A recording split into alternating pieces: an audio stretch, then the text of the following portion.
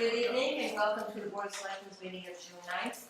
I believe this is not being broadcast live due to some Comcast cable issues, so we will proceed. However, it should be a short meeting this evening relative to some of the ones we've had recently.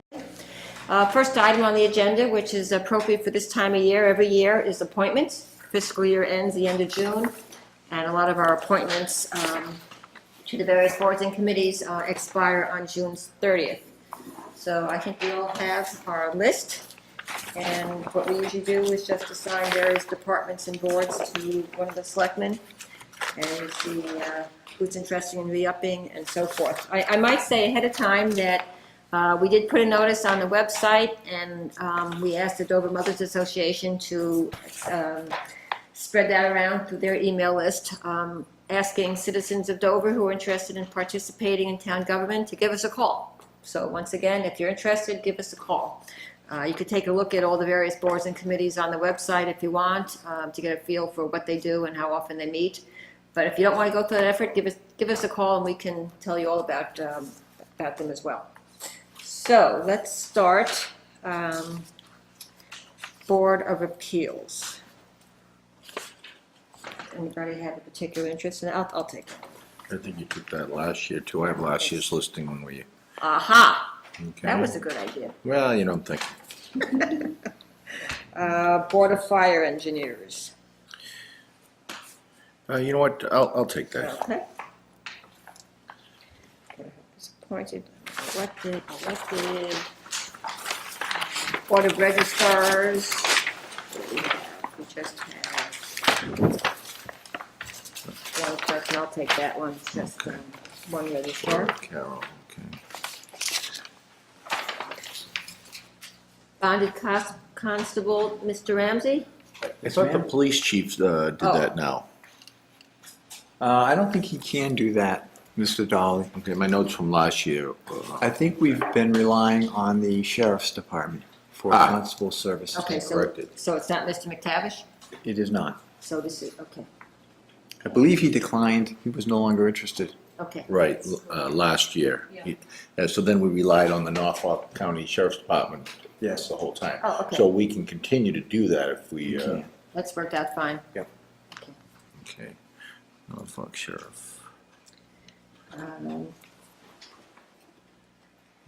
Capital budget, well, we'll get into those. Those are just segment appointments later. CMAC, I'll take CMAC. Mr. Ramsey, you'll check with Chief of Communications, right? I will. Concom. Do we need to do? Hmm? You want me to? Sure, yep.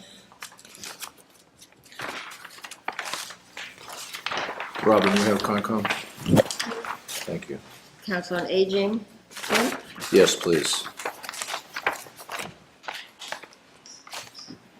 Dover Cultural Council. Two spots there. Robin, you want to take that? Sure. Karen and Wendy.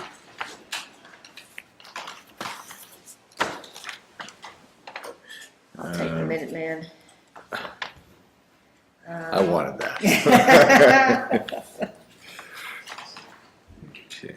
I guess we can remove the Dover Sherwood Regional Schools Collective Bargaining Agreement negotiating team. That is done Yeah. Till next, till for 3 years.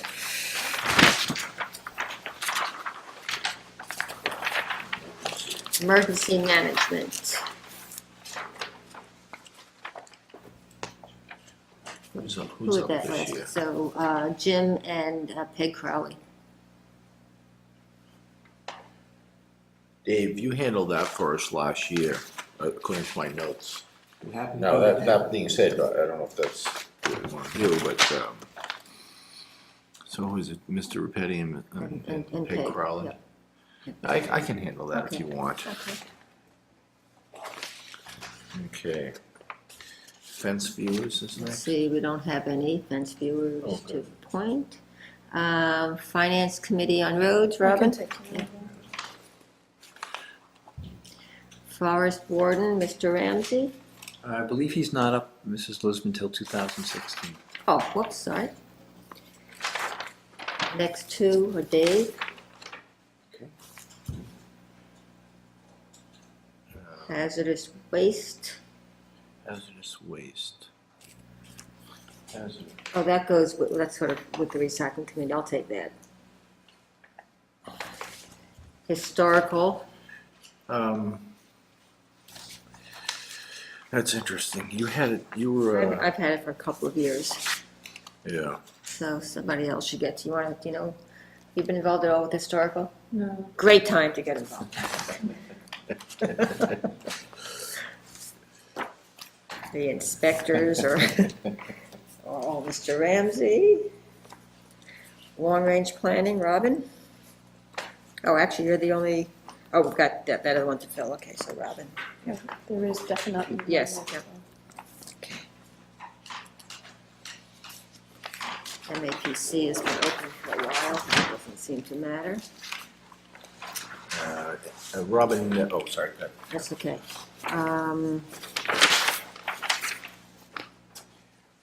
Memorial Day Committee, so moderator.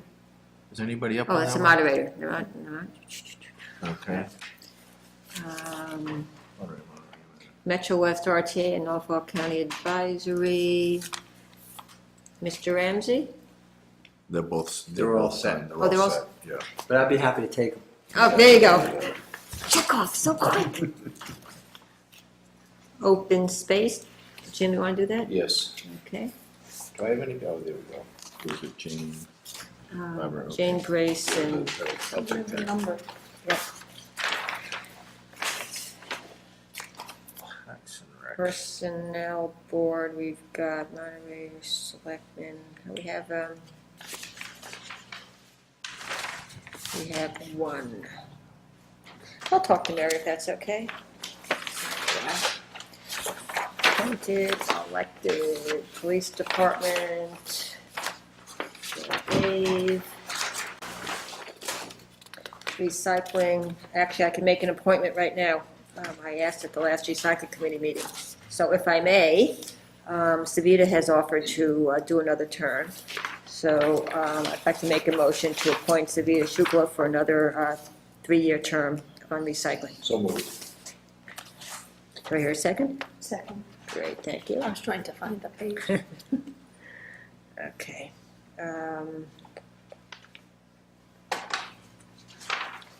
All the ones on the bottom of page 11, I think, are Mr. Ramsey's. Okay.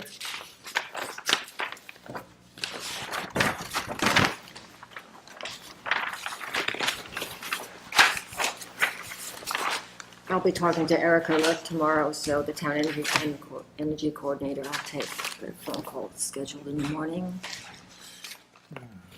Town engineer is Mr. Ramsey. Town report committee, I can talk to Kathy. okay.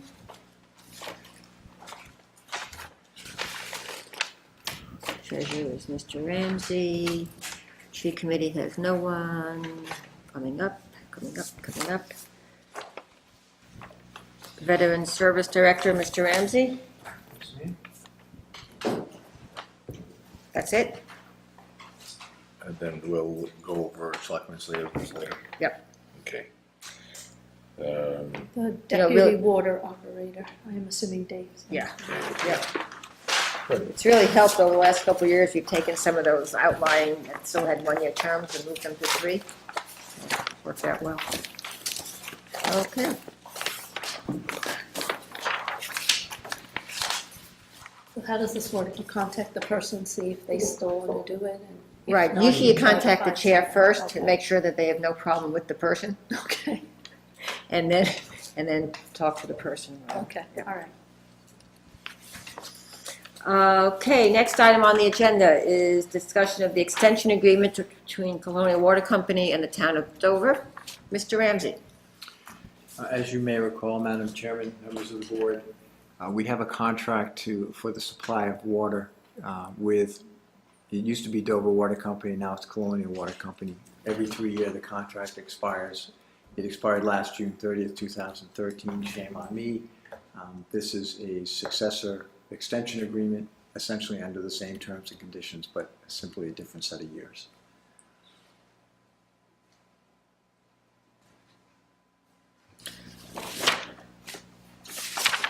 So I would, memory does not serve me well on this, so I would like to maybe just get a summary of our various terms and conditions with Colonial. Mhm. So we can just put this extension in context. I agree with you, because I just got this evening, so I'd like to look at it, how it rolls forward also. It also might be helpful just to understand what percentage of homes they service in Dover versus private wells.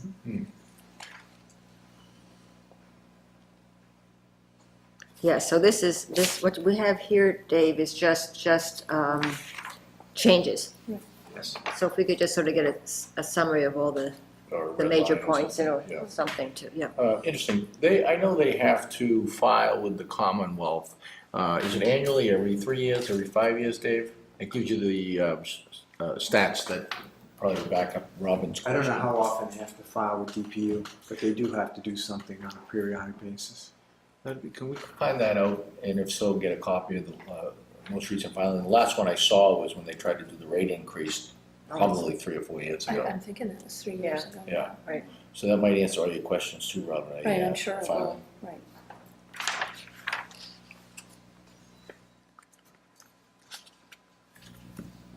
Great, thank you. Next item, this is the discuss the change of the energy coordinator's title.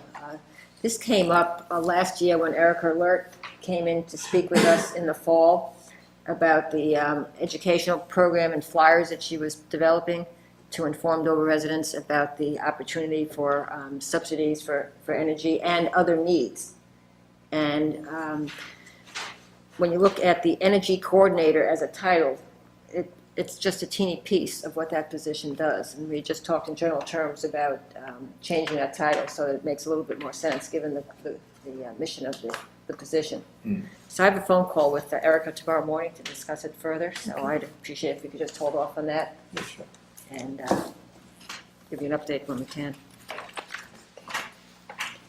She did a great presentation to us last year, actually. Right, she Yeah. did. And I didn't think remember enough people in the town knew what the heck she was doing. Yeah. Okay, good.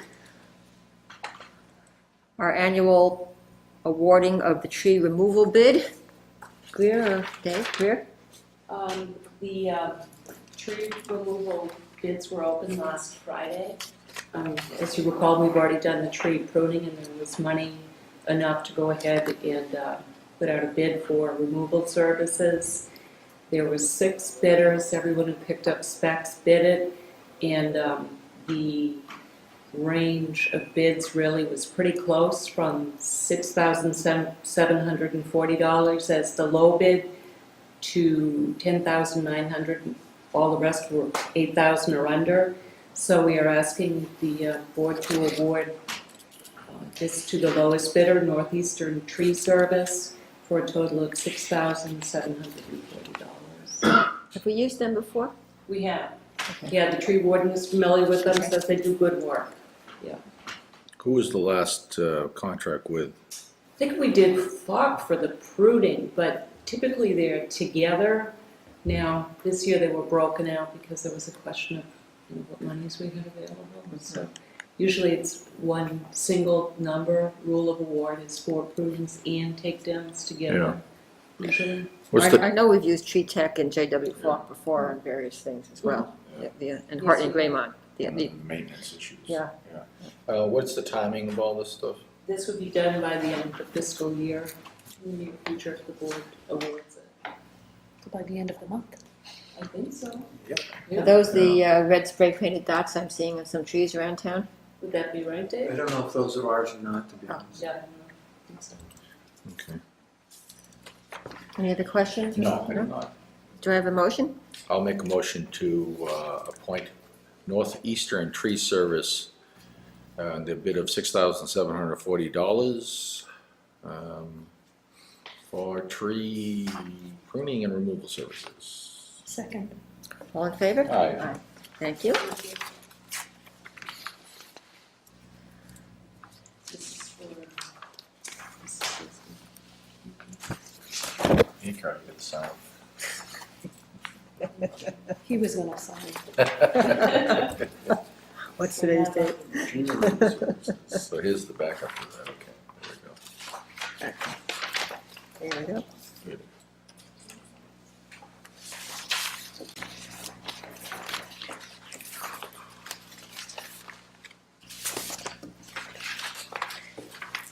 Okay, what a pleasure on the next one. Next item is to execute the Dover Police Association Memorandum of Agreement. Mr. Dolly. Well, thank you. Over the past month or two, Mr. Ramsey, Town Council, and Chief McGowan, we negotiated with representatives from the Dover Police Association, including Ryan Manise, John Cash, Nicole Bratcher, Heffernan, and Dave Chasen. And it was very cordial, I should say, negotiations, and we're obviously it's a union, they want so much in the town, we have a certain budget to adhere to, but we came to a middle and we came to the conclusion of, and the results were a very, very fair contract, taken in context of what everyone in the town is living with these days. Nothing out of ordinary, slight cost of living increases, things of that nature. We talked about how the IRS has come down to town last year. We took that into consideration. Other than that, other than detailed pay, which as you know is reimbursed by different utilities on whomever uses details. In-service training, that's changed, but we're asking them to do a lot more now. So that was more than acceptable in discussion. So, well, I guess we will agree to this memorandum tonight, and then it goes to the union for They have already ratified. Okay. Oh, wonderful. Yeah. But it's a good group of guys. Chief did a great job helping us along, and Town Council did a great job in this also. Yeah. Excellent. Yes, I'm very, very pleased. This is my second union contract with the police, and about 50% of that representative group changed hands, but they're all good guys, and Nicole, obviously. So I recommend highly that we execute this. Well, it certainly looks to be consistent with the other contracts, the other union Very- contracts we very have, consistent. as well as the non-union employee COLA stuff, so. Any thoughts or comments? No, I think this is an extremely fair contract. Great, do I have a motion to accept them? so moved. Second? Second. All in favor? Aye. Well, thank you, Dave, and thank you, Jim. I know it took, as cordial as it was, it still took a lot of time.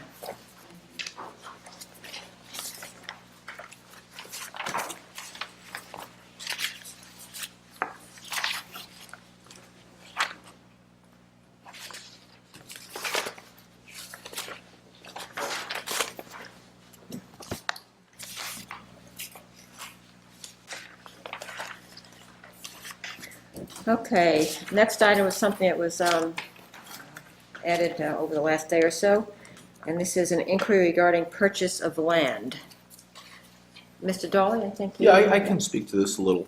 And this came about of a general conversation from a local builder over the weekend. And he was asking me about what's going on with certain parcels that we're discussing in a lot of our meetings and what the town owned. And I referenced a list that we currently gave to the Open Space Committee on parcels that have been taken back over the last, how many years, for tax purposes, non-payment of tax purposes, I should say.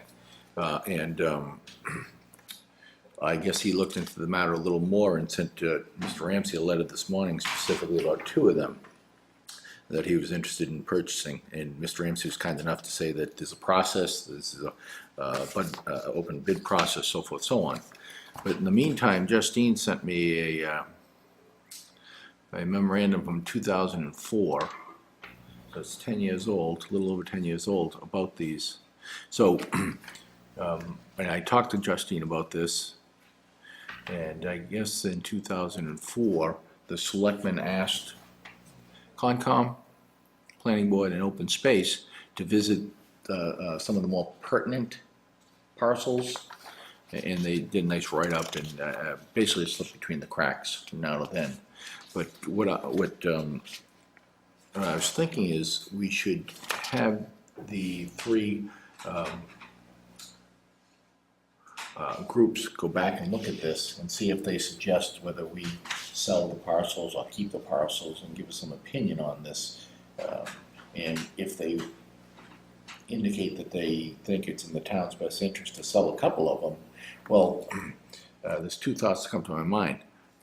We'll take that under advisement. And secondly, as we discuss our big 61A issue on Springdale Ave, and there's millions of dollars involved in that particular thing. If we can then take what I term in my business is, a dead asset and turn it into capital for the town, that might be the thing to do right now. But I'd like to see what the three boards have to say about the parcels on the list, come back, and then if we can go and sell the things for $1 million, $2 million, whatever the case may be, I think it'd be very helpful, given what we're thinking of doing in the fall. So is that list comprehensive, or does it need to be updated? Well, Dave, you That gave me memo was a from list originally 2004. about 2 months ago for open space. So I'll let you answer whether it's comprehensive or not. I believe it is current, the one that we gave you 2 months ago. Okay. Versus Justine's 2000, so, Right, that's what I. right. There have been foreclosures Yeah, since. So when I first became a selectman, the first piece of paper I received from a citizen of Dover was that 2004 memo from Justine. So I'm the only one that hasn't seen it. Well, I'll make a copy. And I know that we looked at it at the time, and I thought we sort of did a casual review of it sometime in the last maybe 4 or 5 years. I believe we've done it at least twice. Yeah, but it's always worth doing again. Yeah. Making sure that we now have the updated list as well. And I would suggest that the nice thing about the 2004 memo is that there's a descriptor for each parcel versus just the list. Right, Because you have the That would be list, then a whole new very group of selectmen or open space people have to start all over again. right. So we should at least keep the file updated with descriptors for every edition, I think, which would be helpful. Yeah.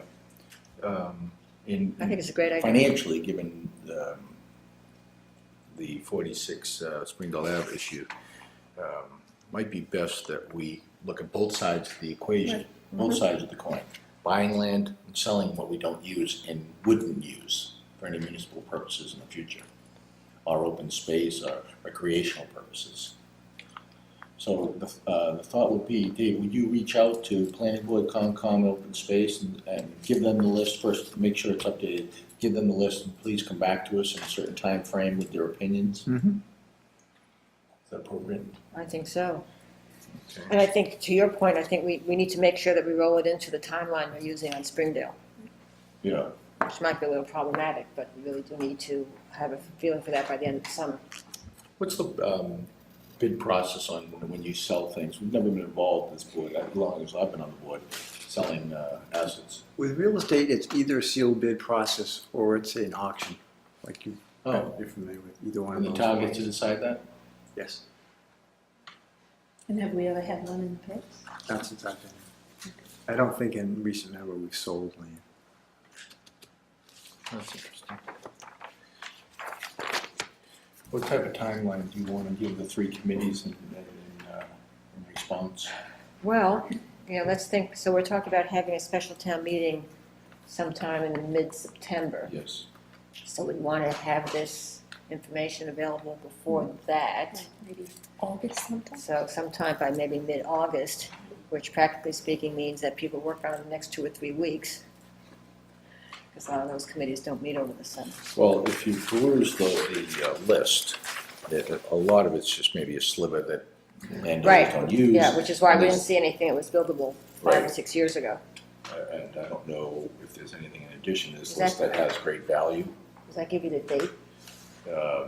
Only when it's printed, quite honestly, so I don't know when they were taken back. Okay. So Dave can Yeah. follow up and make sure it's accurate.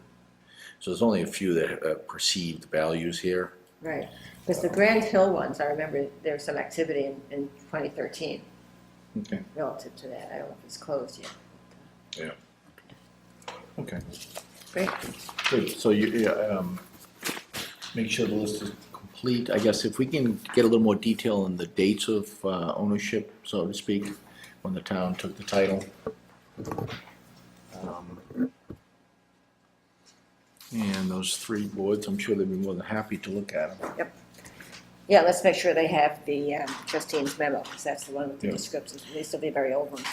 And so to complete the circle, when do you want it back? Mid-August? Mid-August, Yeah, I that think is looks fair. good. I would be very grateful to get a copy of that list and the map. Absolutely. Me too. Justine had it. I have it, Joe, I have to find it, but I know I have it Okay, thank you. for posterity's sake. Okay, great. So you'll let, you'll, Want me to respond to the Yeah. gentleman? Yeah. Okay. okay, special licenses.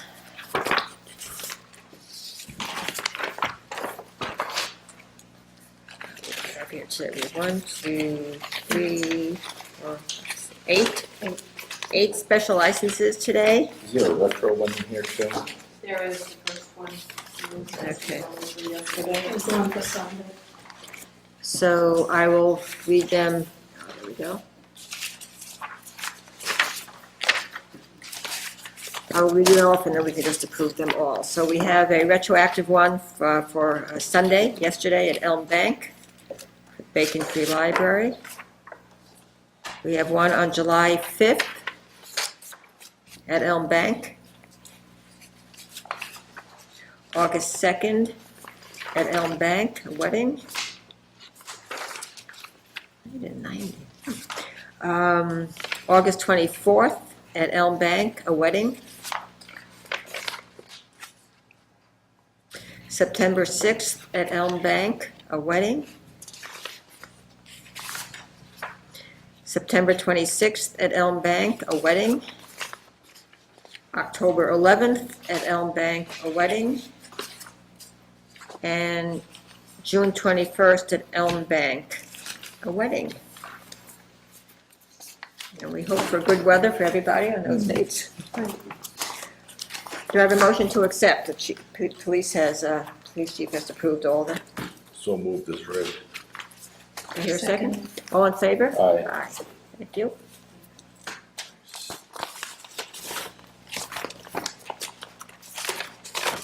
Thank you.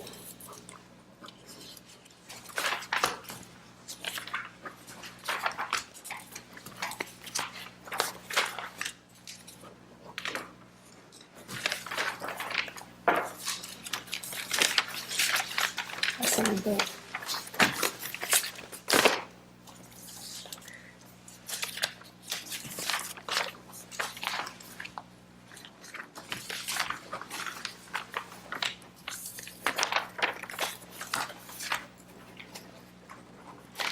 All right, what a system.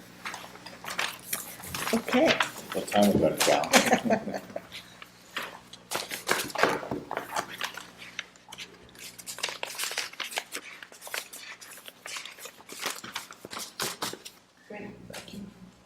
Okay.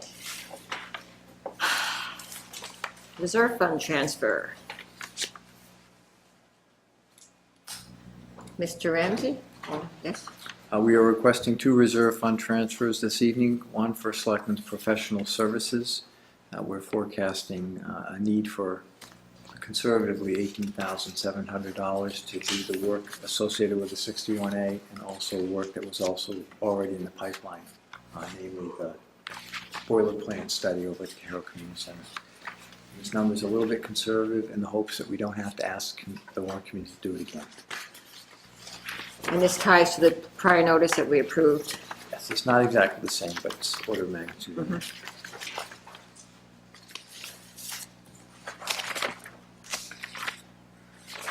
It's an extra 8,000. Extra, Oh, yeah, extra 8,000. okay. Yep. And we may not spend all of that, but again, having to decide now, hopefully not to have to come back to the warrant committee. Want to be a bit conservative. You know what would be really helpful is just, you may already be doing this, but to have a list of all the services we've needed to Yeah, we talked to about that. attain for the 61A Oh, property. we're maintaining a spreadsheet on all of the 61 Yeah, I think activities Carol across was the right. departments Yeah. too. And we're getting that information from the other boards and committees as well, wasn't it, Yeah. right? So Concom and, Planning board. That's a question that we will most likely oh, get yes, oh, asked. absolutely, yep. Okay, well, I'll move we approve a reserve fund transfer of $18,700 to cover expenses related to doing our due diligence on the 46 Springdale property. All in favor? Aye.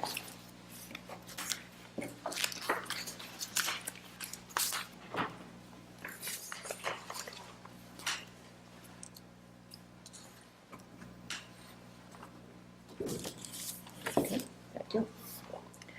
And the next one also relates to 46 Springdale in Chapter 61A, and this is to the law budget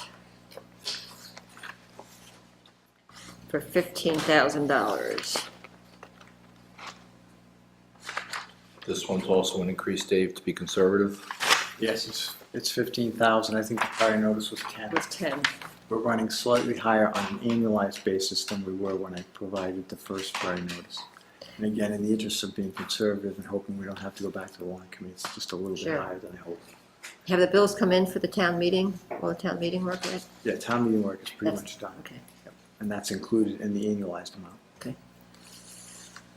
And that's reflected in what's left in the account. Yes. So then we basically have May and June remaining.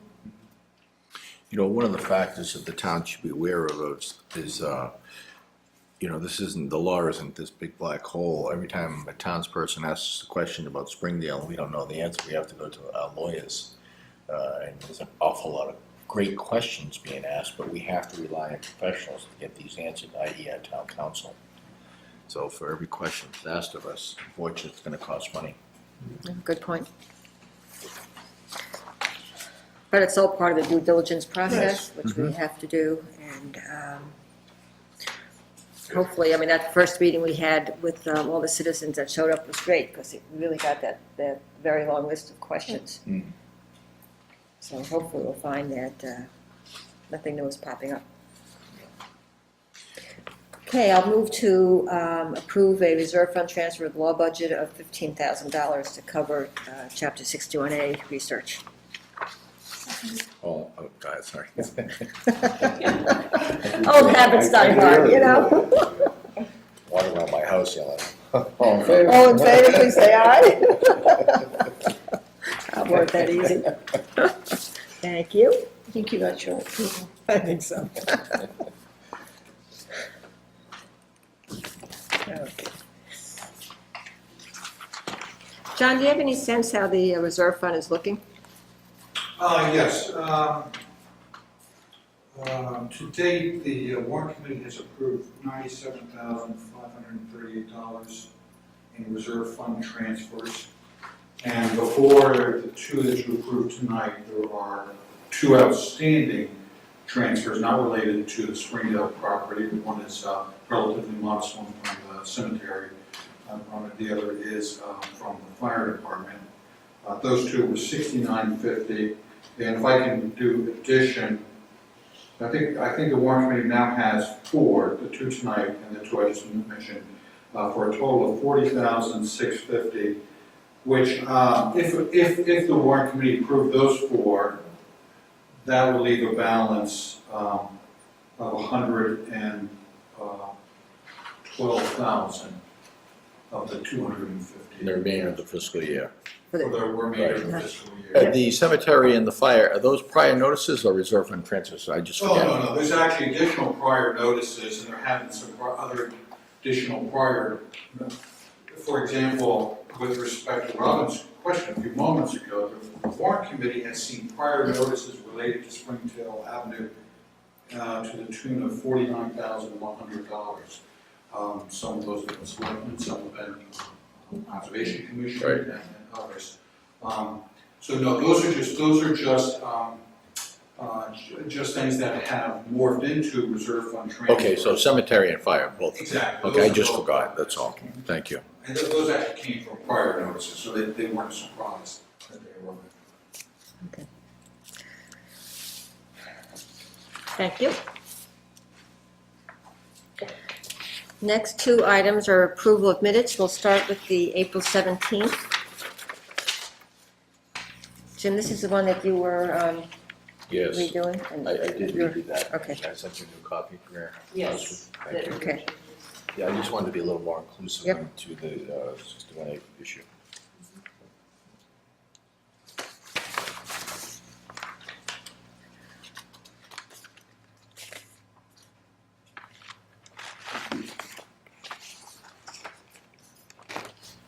So I think there were a couple of little, on page 2, line 81.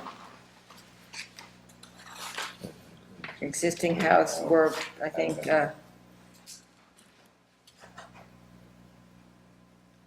So just keep were, it just delete bin. Mhm. And then on line 86, there will also be the ability to sign up to the webpage for email notification of changes to the webpage. If you could just also end meeting notification. Mhm. Thank you. I apologize for not getting to these Oh, earlier. And on page 3, line 95, Mrs. Hunter provided the board with an update. Just take off the D for updated. Mhm. Just update. Every time I read that, I read it as update. Of course. That's why 10 people can look at these things and everybody can come up with something, right? Okay, I'll make the motion to accept the meeting minutes of April 17th with the corrections to Carol spoke of. Second, All in favor? Aye. I think that's a great write-up, Jim. Okay. It really summarizes well that initial Yes. meeting. right, it was Yeah. a really good idea to embellish and to put more detail in there because 4 months from now, we'll probably forget what happened. 4 a week. And the next meeting minutes are May 8th.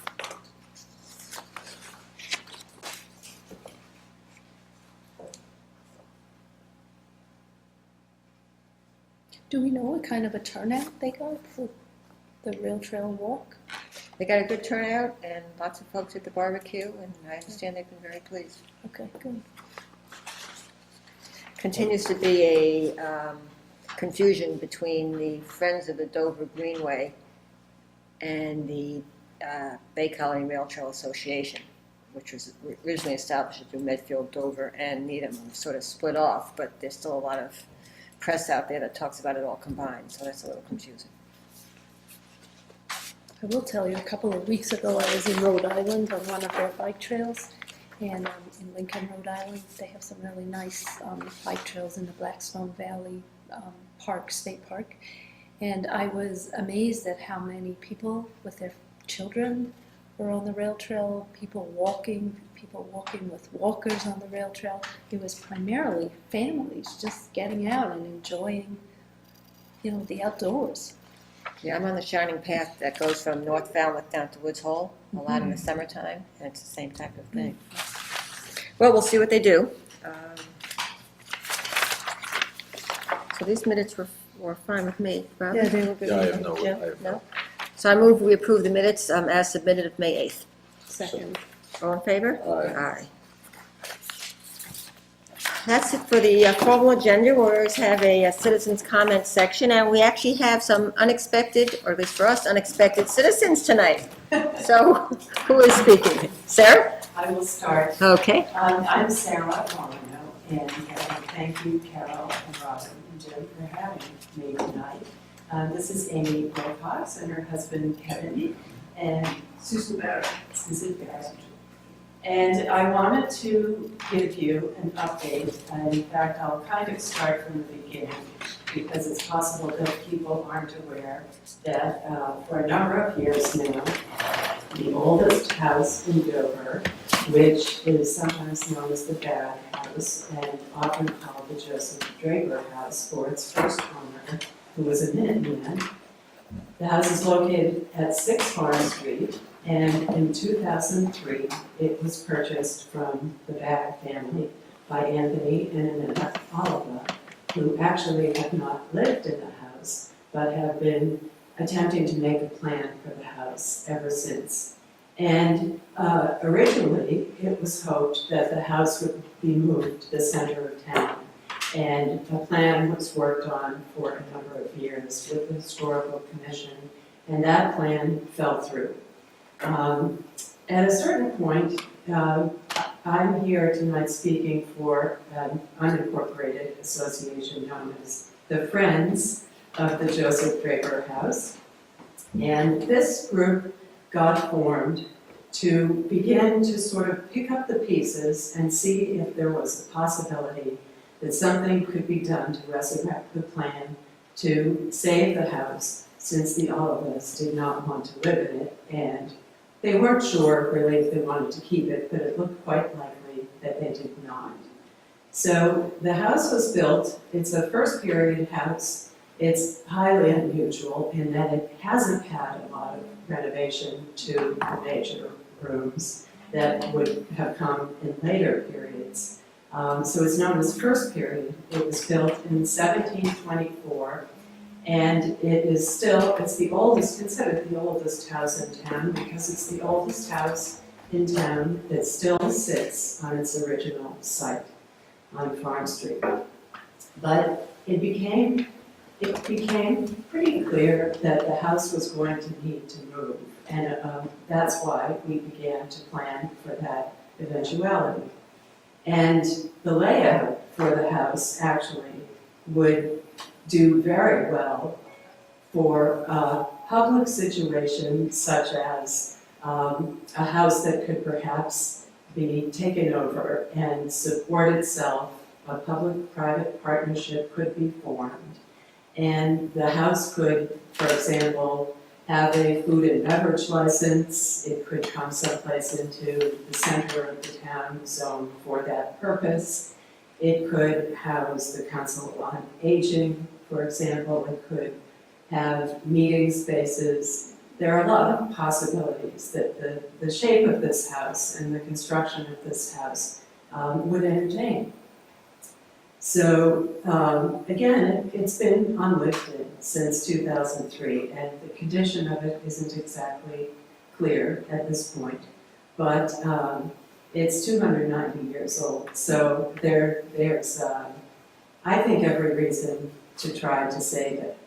In Dover and in other towns nearby, we have taken down many historic houses, and it's kind of sad to see them go, particularly the really good ones and ones that could be repurposed. So that was the point of forming the Friends. So the Friends set about, in about 2007, to try to acquire the house from the Olivets, and several offers were made. In fact, one was accepted, and a great deal of work was done, fundraising. Money was exchanged and held, and then at some point, they changed their minds and things went into sort of a dormant period. But I'd like to explain what would happen if the house had a chance to be moved. Now, if one were to move the house quickly, it would necessitate taking it apart into pieces, dismantling for being resurrected someplace else. And in fact, it would take several years to create the phase 2 for the house, which would be the fundraising, the planning, the siting. It would be complicated and take time. So it would need to be in storage someplace. The urgency now is that, fortunately, the Olivets have decided to move forward with the building of the house that they would like to live in at 6 Farm Street. So at a certain point in that process, this house has to go. And that point hasn't exactly come yet, but at the outset, it's a month or so down the road. But we understand it that the plan at this point, unfortunately, is to demolish the house perhaps within the next week. So we feel that we must tell this story, that there's a great deal of urgency, and see if we can come to some sort of agreement and get the house saved. And it doesn't matter, really, who saves Dover's oldest house. But it would be really terrific if someone were allowed to do so. And, it's really a legacy issue. It's a wonderful thing to live near buildings of this age. Cultural artifacts. There's something great about New England when it still contains houses such as this. And I think that's really a gift that we pass down to the next generation and their kids, is keeping something that really is quite wonderful. And this house is. Thanks. So this house is actually older than the Carroll house. Yes. Yes.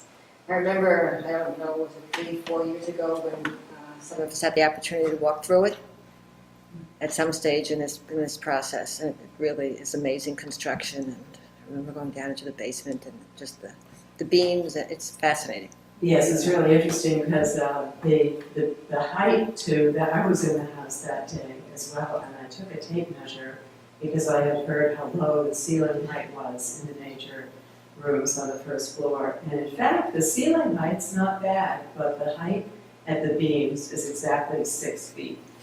So if it were to have the chance to live again, it would possibly be relatively straightforward to lower the joists and keep the rest of the character of the rooms. Has there been a demolition permit issued? Okay. I don't know what transpired in 2007, but that was 7 years ago. What steps have been taken to save it prior from then to now? We had an offer accepted, the one I was describing was in 2010. 10, I thought it was 2007, thank you. Yes, our effort began in 2007, and, it was a slow process, working with the attorney for the family, and by 2010, we had reached an agreement, and we conveyed funds, and we thought the plan was made. But there was a change of mind, and so we were told that hopefully when things got figured out, and I think it might have had to do with there was some issue about keeping the house on the site while plans for the other were developed to avoid the risk of being perceived as developing an undeveloped site. But in any event, nothing really has happened until the new builder began to take out permits, which I think was sometime in late 2013.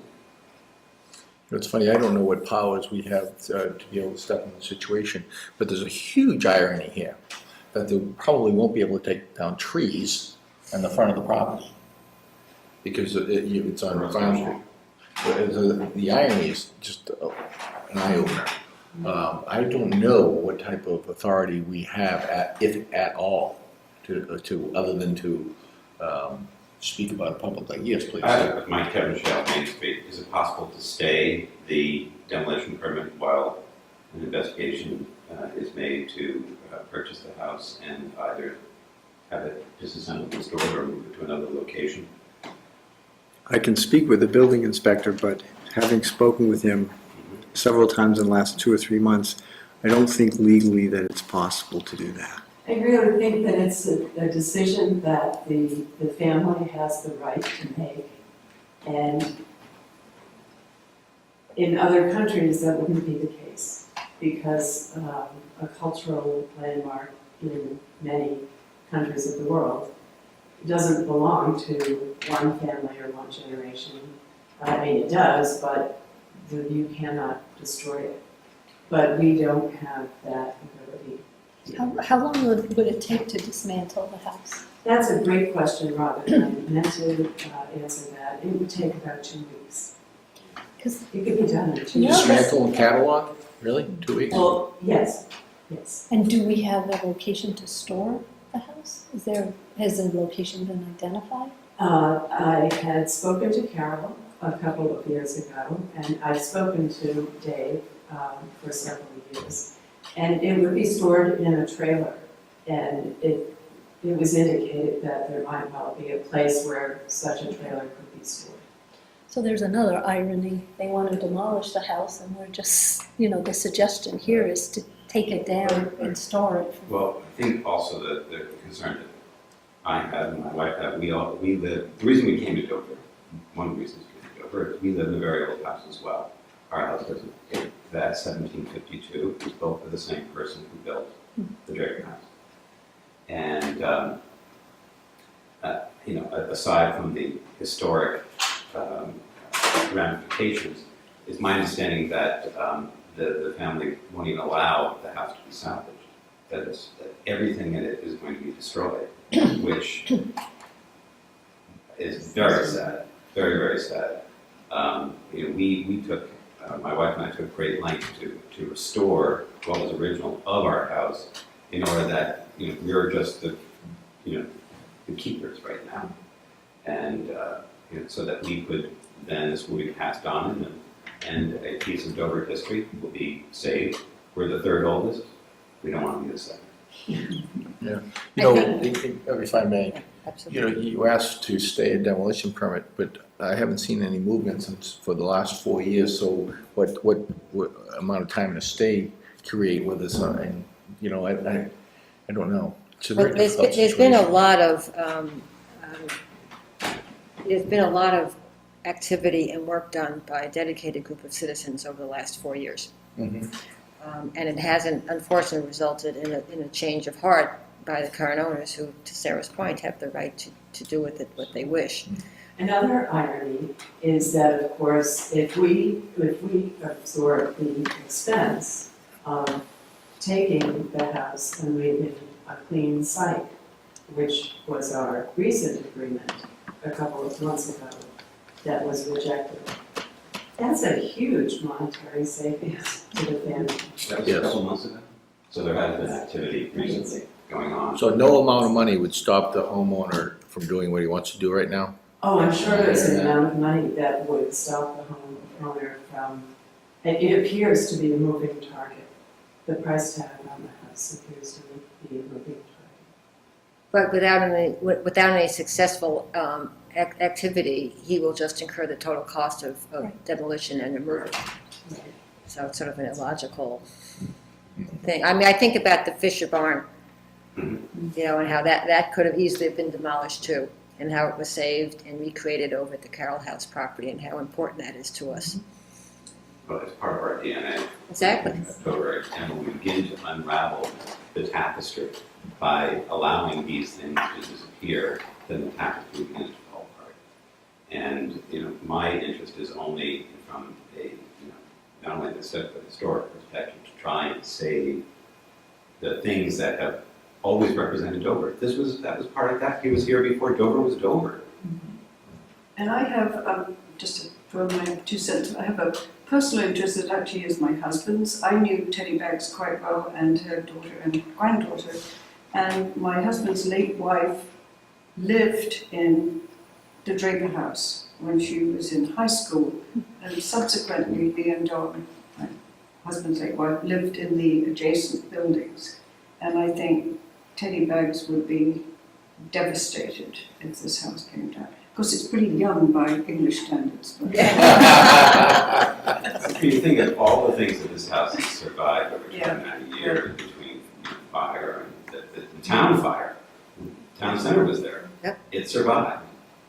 And it may not survive this. And even beyond Dover, I mean, it's not just Farm Street's house or Dover's house, it's Massachusetts, it's New England, it's everybody's. It's sort of what people love about New England, is they come and they drive down these roads and they see these beautiful old homes. That's what we were drawn from the South End in Boston to out here, because it's gorgeous. I mean, 2 things make it gorgeous. The beautiful old homes like that, and the trees and it just seems such a shame for Dover to lose that.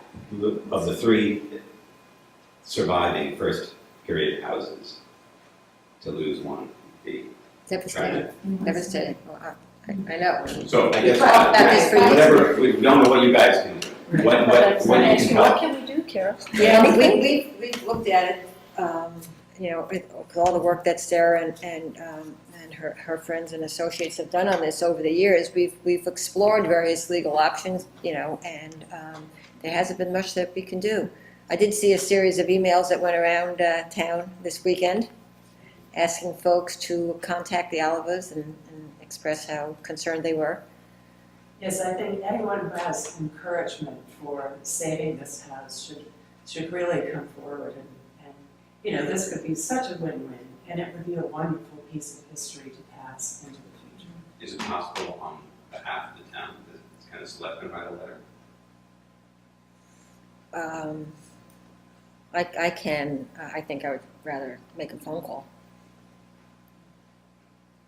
Why is that? Because I think after 7 years of negotiations, another letter is just going to either be ignored or result in another letter.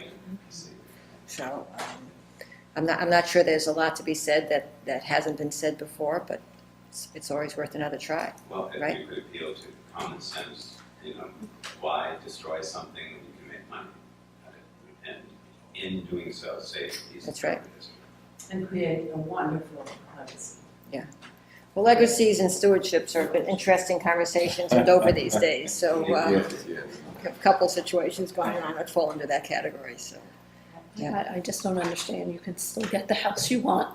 So, Yeah. I don't know, it's illogical to me Right. also, I don't understand the whole process. I commend your efforts, but I don't understand why the owner, financially, it doesn't make sense to me at all. Right.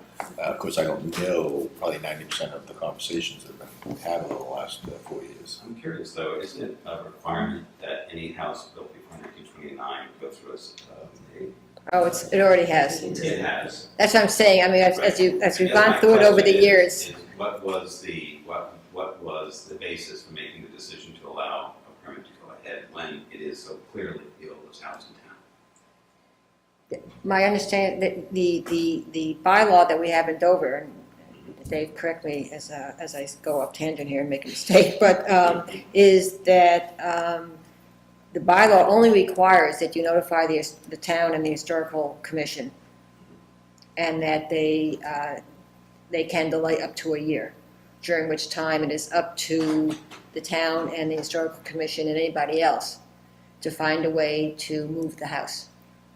Is that basically the, That's yes, right? So a way has been found to move the house. Yes, but there's no, It's actually a demolition delay year. Yeah. The hope is within that year, generally, that, you know, one catalogs, one photographs, and one also attempts to change the minds of the owners from demolition to a more happy end. Am I hearing that year delay is oh, yes. Well expired. Oh, well expired, well expired. Oh, okay. Oh, I yeah. believe it started in 2003, so.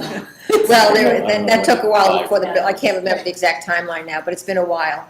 Did we ever get any cataloging and photos done? There's a set of photographs. Okay, that's it. Well, I will call the Olivers and see if they'll chat, That would be great. but Thank you. Thank you, Carol. to the extent that the citizens of Dover who aren't seeing this tonight, so we have a time delay with that too, unfortunately, make it clear how important this legacy is. Certainly worth it. Dave, so And regardless, because I don't know if we'll have you back in here, Sarah, to talk about this, but you have over the years. And however it works out, I must commend you for the amount of time that you have spent on this very worthy project. I know your efforts do not necessarily reflect the end result. And for finding a solution. I didn't mean to That's what's interrupt. frustrating. Is there a date set for demo? There is not, as I understand it, but the demolition permit has been issued. Do they need to notify the town? Yeah, fire has to be there. Okay. I think they do have to let us know. when they plan to go. I mean, this has been going on for a while. A couple of years ago, 3 or 4 years ago, we set up a system with the building inspector so that anytime something came in on that property, that they were to inform the selectman's office, just so that we could keep abreast about what was going on. So this has been a very long-standing issue. The foundation for the new house is already done.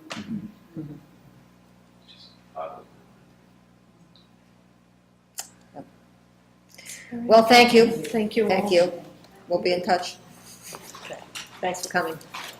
Thank you, Carol.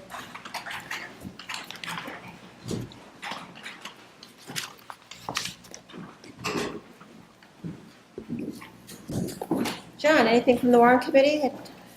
No, we're just looking to wrap things up for this fiscal year and have one more meeting scheduled at the moment for June, I think it'll be scheduled, it's not counted yet, but it's June 25th to handle, as we were talking about before, the outstanding reserve fund transfer requests. And then we're looking forward to a new season officially will start July 1st. So it's Wednesday evening, June 25th.